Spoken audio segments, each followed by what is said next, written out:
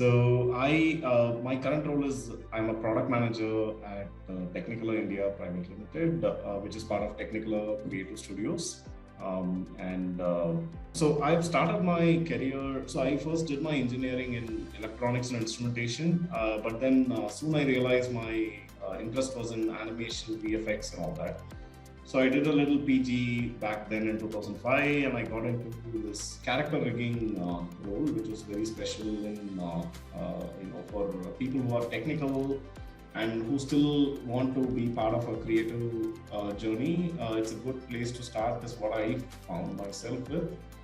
So the role was about setting up joints, deformations, and for the character, so that the animator can use the character rig, biped, quadrupeds. They can animate it. So the journey started there, and I started writing a lot of tools when I started my journey, and using Python and Maya, Mel, scripting, and all that. So that led to a programming job with another company called Prana Studios. And I did a couple of years of tool development in Python and Mel for a whole bunch of departments. Then DreamWorks India had tied up with Technicolor, and they had a division in India.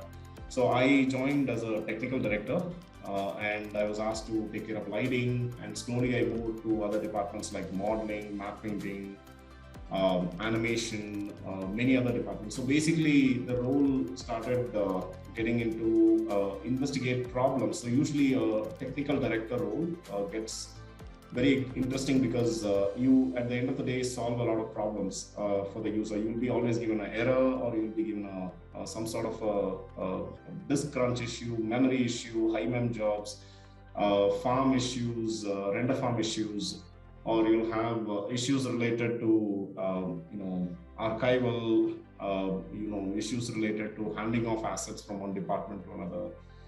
Many things. So essentially for 8 to 8.5 years, I was pretty much spending my time with DreamWorks and all their projects like Shrek, Madagascar, Puss in Boots, many Hollywood animated movies. I was fortunate to be part of a very bright team. So then after DreamWorks had their operations east in India, I had an opportunity immediately with the same company, Technicolor. I moved into MPC Film. And I was a department manager for a couple of years, managing a software team. I learned a lot from the team. I was able to, think of some of the cool ideas where I could run some ideas by the head of departments and my head of technology and bring it to life. So I think that was a very exciting phase. Then I moved into product management role, and that was the whole journey of my 15, 16 years in the domain.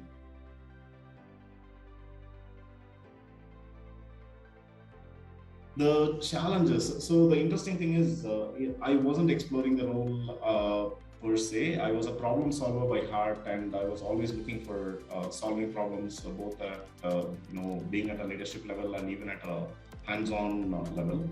So I think the way I was asking questions and the way I was strategizing, gave a very good signal for my leader.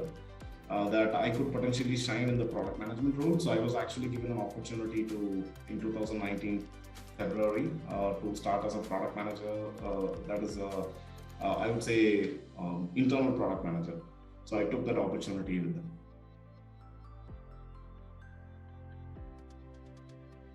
Product management has actually, especially the systematic approach, that's what I really learned. I mean, the first thing is I went through a crash course with a different, product management course before INSEAD as well. So I was able to really understand that, at the end of the day, try to understand the problem, try to come up with a problem statement, try to, put the pain points, have personas, interview different personas, and then start, before you even think about any sort of solution, understanding the problem was the biggest thing, which the amount of time we had to spend to really understand it. And then get into solution mode was a very interesting approach, which really helped me to think even more into the problem space. and then making a conceptual framework, and showing it to all the stakeholders, saying that, hey, these are the potential solutions we have. This solution offers this much, faster iteration for, let's say, the artist. This solution could be better for the business. Maybe it is better in terms of license cost. So at the end of the day, so many subject matter experts had a lot of solutions which they were giving, but I was able to understand them better when I understood the problem better, and I understood the pain points better, and I was able to empathize with the customers, so the internal customers. So at the end of the day, that's really what product management helped. The systematic way to approach the problem and to strategize as to what do we build first, what do we build next. So that's the bit I learned.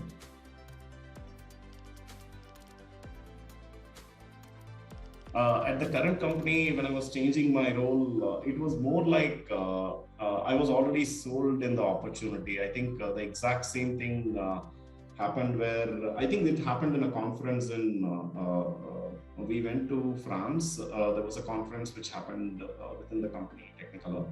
I was only attending the conference. I was not really doing I'm not speaking or anything. So I was taking notes, I was learning from people, I was participating on birds of feather discussions. I think people were able to see me asking questions. Which I noticed them seeing me as well. So asking questions and empathizing with artists, trying to suggest as to how we should approach. I think those were the signals I constantly gave to the people around me. And plus, the company was already building a product management team back then. And so they really were looking for people who had domain expertise, who were a problem solver by heart, at the same time who can actually learn something like a product management course or something, and or the framework, and potentially drive some of these projects in a systematic way.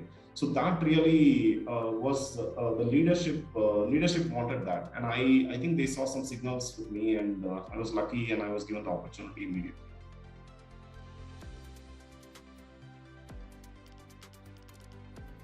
I think when I started exploring, because I'm right now around 3 years into product management. The initial course I took was pragmatic, which was awesome as well.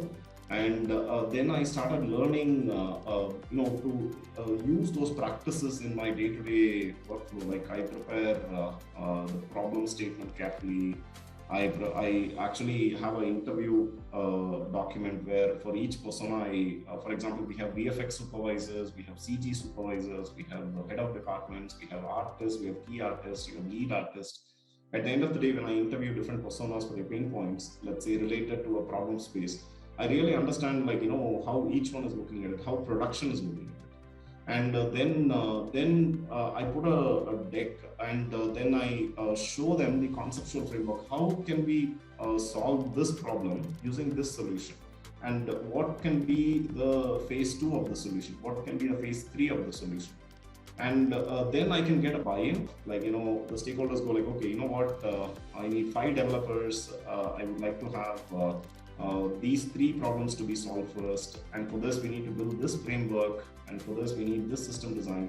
Obviously the architects are involved, obviously the project managers are involved, the scrum master, pretty much the whole shebang, the entire thing is involved.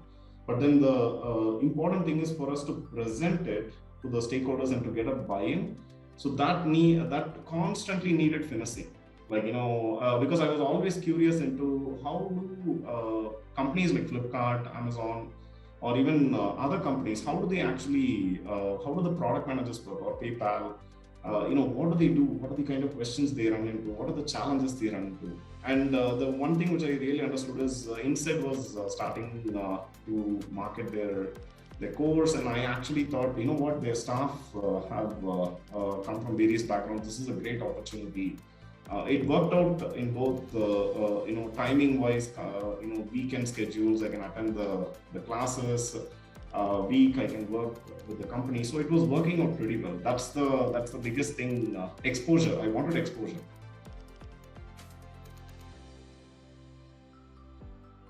For new folks, I think the one thing I would say is that the most important thing is to understand the frameworks. Like, forget about the goal and all that. It's about like the process. How we approach it. What are the frameworks which are available commonly? What are the kind of questions you can ask? Because it's always about asking the question. Sometimes they say right and wrong questions. Sometimes they say no question is a silly question.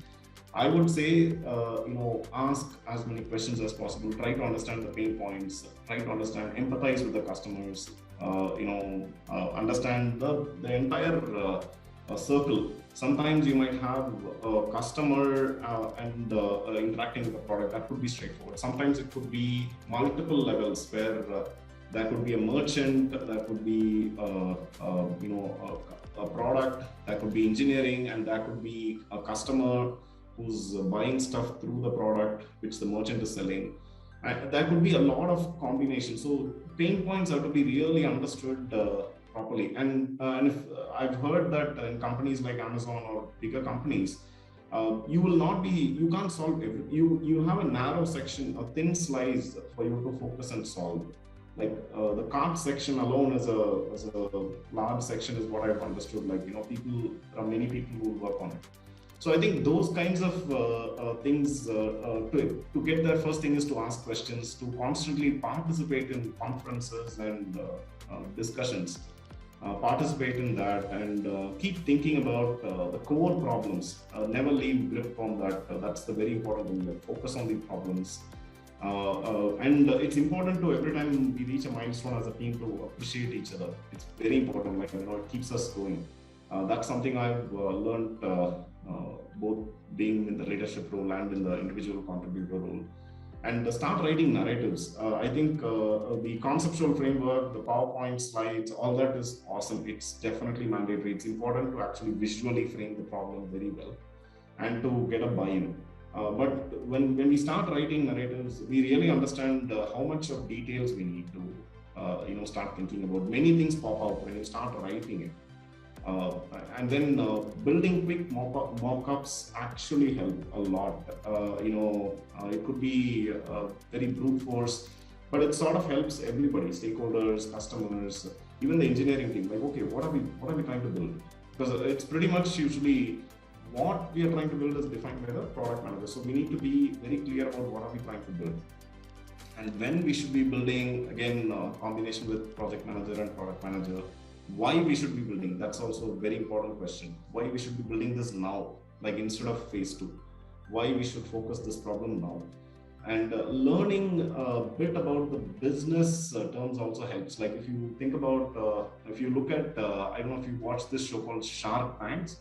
A lot of people come and sell their pitch to the sharks. And I think I would encourage, you see, they talk about a lot of business terms like stocks, about what are we trying to, how do we raise funds, what does VC, like the whole thing, like the business terms and the market and everything. So knowing that helps you a lot over time. I think even I'm in the journey of learning all these things. So I've realized that it's an ocean. It's really an ocean, and it's a constant strive to learn these things.